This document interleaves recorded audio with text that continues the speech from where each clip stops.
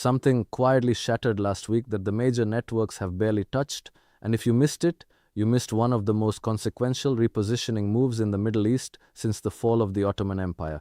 Turkey didn't fire a missile. Turkey didn't send a strongly worded letter to the UN Security Council.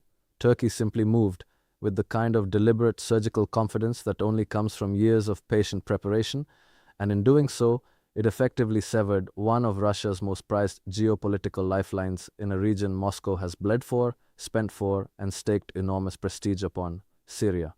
The word alone carries the weight of 1,000 geopolitical calculations. And here is the critical realization I want you to hold on to, because I will return to it and fully unpack it in the final third of what I'm about to tell you. What's happening right now in Syria is not about Syria. It never was. It's about who controls the corridor between East and West, and whether Russia still has the leverage to sit at that table. Keep that thought. Let it breathe.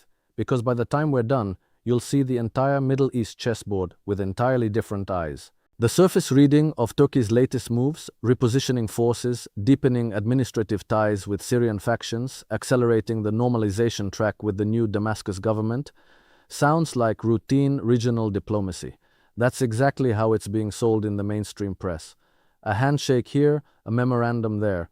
What they're not telling you is what these moves actually displace.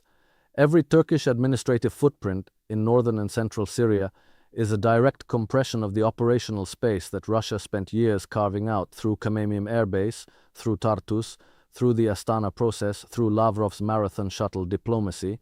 Russia built its Syrian presence on a foundational assumption that Damascus would remain a client, that the Assad architecture, however battered, would survive in some functional form, and that Turkey, for all its ambition, would remain a manageable partner within a tripartite arrangement that included Iran. All three of those assumptions are now under severe stress simultaneously, and that is not a coincidence. To understand why Turkey is moving with such confidence right now, we have to look at the deeper structural shift that preceded this moment by about 18 months, when the Syrian opposition forces, backed, equipped, and in many critical ways directed through Turkish channels, swept through Aleppo and then cascaded southward toward Damascus with a speed that genuinely stunned Russian military planners. Something fundamental changed in the psychological architecture of this conflict. Russia, deeply absorbed in Ukraine, found itself unable to mount the kind of decisive air campaign that had repeatedly saved Assad in prior years. The resources weren't available at the same scale, the political attention wasn't there, and crucially, the willingness to absorb the reputational cost of another brutal Syrian air campaign at a moment when Russia was already under the harshest Western sanctions regime in modern history simply wasn't there either. Turkey read that window perfectly, and Turkey walked through it. Now here's where it gets genuinely fascinating, and I want you to sit with this question because I think it reveals something profound about how power actually works in the 21st century. Why would Turkey, a NATO member, take actions that so directly undercut Russia's strategic position at precisely the moment when Ankara has been positioning itself as an indispensable mediator between Moscow and the West? The obvious answer is opportunism, but that's too shallow. The deeper answer is that Turkey, under Erdogan's long strategic vision, has never been playing a binary game. Ankara has never seen itself as choosing between Russia and the West. It has been methodically constructing a third position, one where Turkey is irreplaceable to both sides simultaneously. And in Syria, Turkey has now demonstrated that it can deliver outcomes on the ground that neither Washington nor Moscow can replicate through their own instruments. That's not opportunism, that's architecture. The Russian response has been telling. Moscow has been extraordinarily careful in its public statements about Syria since the fall of the Assad government. There's been no thunderous condemnation, there's been no dramatic military posturing. What there has been is a very quiet, very tense series of back-channel conversations about the future of Tartus and Khmeimim, the two military installations that represent Russia's only permanent military presence in the Mediterranean. Without those bases, Russia's power projection capability into the broader Mediterranean, the Red Sea corridor, and the African theater becomes dramatically more constrained. The negotiations over those bases are now happening on terms that Russia would not have accepted 2 years ago. Moscow is negotiating from weakness in Syria for the first time since 2015, and the entity setting the terms, indirectly through its influence over the new Syrian authorities, is Ankara. But to understand why this matters beyond the immediate Syrian theater, we have to look at what Russia's southern strategic corridor actually represents in the broader architecture of Moscow's global ambitions. For the last decade, Russia's forward position in Syria was never primarily about Syria. It was about demonstrating to the entire global south, to Africa, to the Arab world, to South Asia, that Russia was a credible security partner that could protect its allies and project power far from its borders. It was a marketing exercise in the most serious geopolitical sense of the word. It said to every government considering a Russian partnership, we showed up in Syria, we saved a government, we defeated the Western-backed opposition, and we did it at fraction of the cost that American interventions have carried. That message was enormously powerful. It drove Russian influence into Mali, into the Central African Republic, into Libya, into Sudan. The Syrian demonstration effect was the engine of Russia's African pivot. Now that engine has stalled, and every government that made security calculations based on Russian reliability is quietly reassessing those calculations today. I want to be precise here because this is where a lot of the analysis I've seen in independent media gets slightly misaligned. The question is not whether Russia is finished as a global power. It isn't, and anyone telling you that is either simplifying for effect or genuinely missing the structural reality of Russia's position. Russia still has nuclear parity. Russia still has enormous energy leverage over large parts of the world. Russia is still running a wartime economy that has proven more resilient than Western economists predicted. The question is far more specific and far more consequential. Has Russia lost the ability to use Syria as a demonstration of reliable partnership? And on that specific question, the answer is increasingly yes. The demonstration has been undone, the show has been cancelled, and now the audience, those global South governments, is watching something new take the stage. That something new, increasingly, is Turkey. And this is where the geopolitical script flips in ways that I suspect most of you watching have not yet fully absorbed. Turkey's position in Syria isn't just about projecting power, it's about building economic infrastructure that converts military presence into lasting structural influence. The reconstruction contracts, the currency arrangements, the educational and administrative systems being embedded in Syrian institutions, these are not temporary measures. They are the architecture of a relationship that is designed to outlast any single government in Damascus. Ankara is not making the same mistake that every outside power has made in Syria, trying to control outcomes through a single political client. Turkey is embedding itself into the fabric of Syrian governance at multiple levels simultaneously. That is a fundamentally different and far more durable strategy. And now I want to return to the critical realization I offered you at the beginning because this is where everything converges.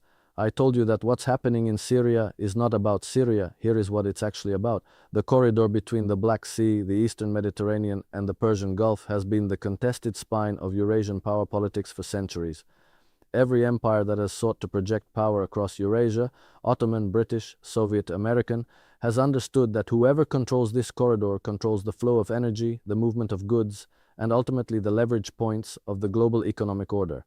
Russia's Syrian position was, at its deepest level, an attempt to anchor a foothold in that corridor that would give Moscow permanent relevance in the post-American Middle Eastern order that everyone could see coming. That anchor has now been dislodged. And the entity that has replaced it, Turkey, is not a Russian proxy, is not an American proxy, and is not an Iranian proxy. Turkey is its own emerging pole of influence, and that changes the geometry of the entire corridor in ways that neither Washington nor Moscow fully planned for. What does this mean for Iran? Because Iran is the piece of this that I find most underanalyzed in current commentary. Tehran's entire regional architecture, the so-called axis of resistance, the land corridor through Iraq and Syria to Hezbollah in Lebanon, ran through Syrian territory that Assad controlled and that Russian air power protected. Both of those protective layers are now gone or severely degraded. Hezbollah has taken devastating losses in Lebanon. The Syrian corridor is now under the influence of forces that are, at minimum, indifferent to Iranian interests and in some cases actively hostile to them. Iran finds itself in a position of extraordinary strategic vulnerability at precisely the moment when its nuclear program is under maximum international pressure and its economy is under maximum sanction strain. The convergence of those pressures is not accidental. And the question I want to put to you, genuinely because I want your analytical take in the comments, is this. Does Iran's current vulnerability represent a temporary setback from which Tehran will strategically recover, Or does it represent a structural rupture in the axis of resistance model that cannot be repaired regardless of what Iran does next? I genuinely don't think that question has an obvious answer, and I suspect the people watching this channel have thought about it more carefully than most analysts I read.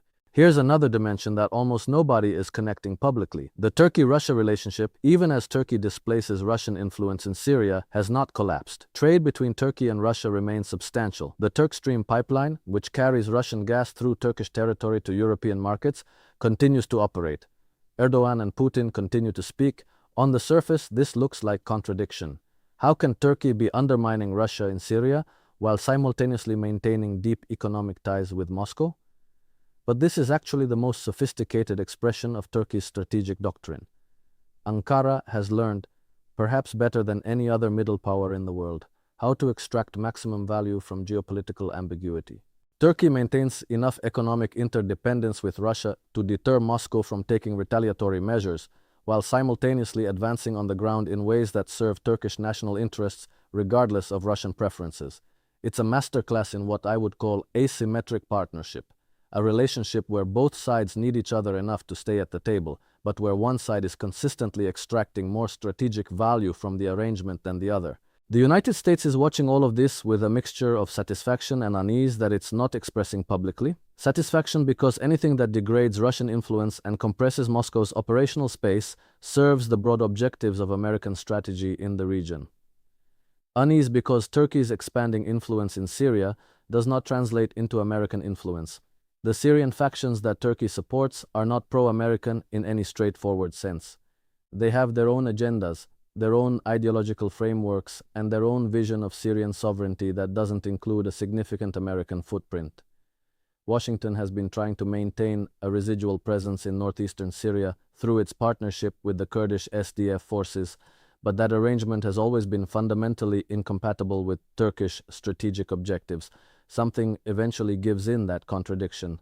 And given the current trajectory, given Turkey's demonstrated ability to deliver outcomes on the ground, I would not bet heavily on the American position in northeastern Syria remaining stable over the next 18 months. The economic dimension of all this is one that I think deserves far more serious attention than it typically receives in geopolitical commentary.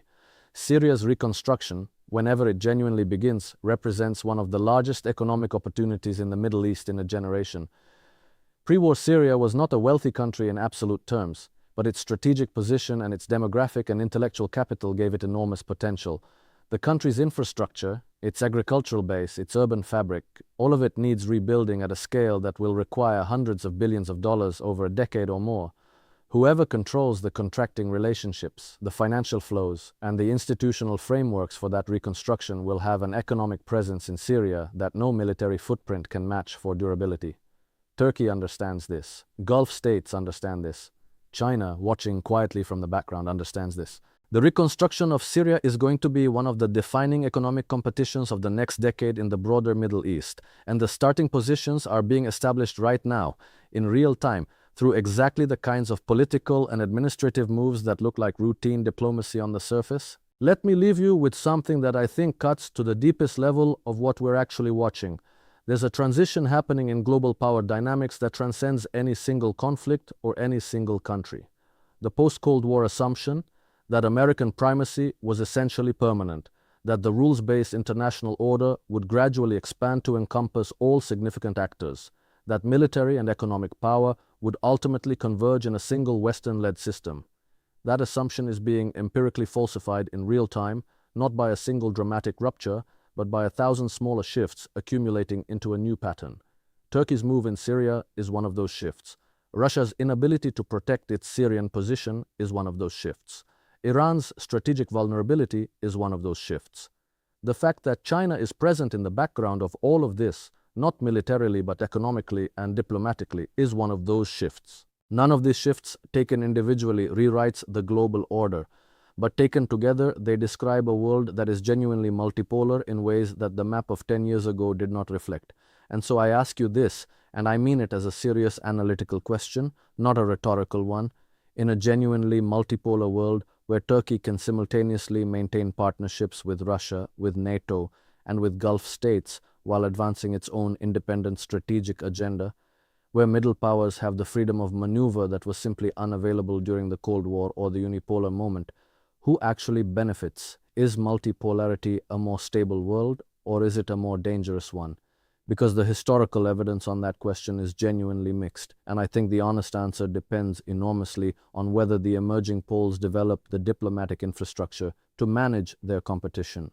Right now, watching Turkey and Russia navigate Syria, watching Iran recalibrate, watching Washington try to hold a position in northeastern Syria that Turkey will not ultimately tolerate, what I see is extraordinary strategic agility coexisting with extraordinary structural fragility. The chessboard has more players than it has had in a generation, and not all of them have agreed on the rules. The Syria chapter of Russian influence is closing.